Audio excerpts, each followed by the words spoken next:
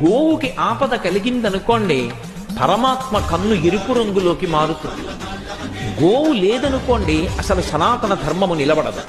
ఎందుకు నిలబడదు అంటే ఒకటే కారణం, సనాతన ధర్మము దేని మీద ఆధారపడుతుందంటే యజ్ఞం మీద ఆధారపడుతుంది. యజ్ఞము అగ్నిహోత్రం మీద ఆధారపడుతుంది. అగ్నిహోత్రము మంత్రం మీద ఆధారపడుతుంది. మంత్రము తెలిసిన బ్రాహ్మణుడు ఉండొచ్చు, యజ్ఞం చేయడానికి భూశుద్ధికి గోమయంతో అలకాలి. గోమయంతో అలకలేదనుకోండి, దేవతలు కూర్చోరు. ఎందుకు కూర్చోరు అంటే భూమికి శుద్ధి ఉంటే తప్ప ఎలా వచ్చి కూర్చుంటారు? కూర్చోలేరు.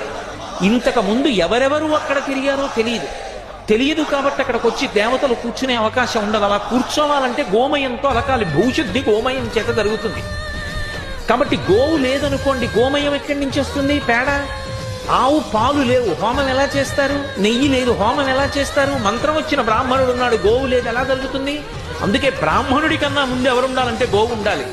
గో బ్రాహ్మణేభ్యః శుభమస్తు.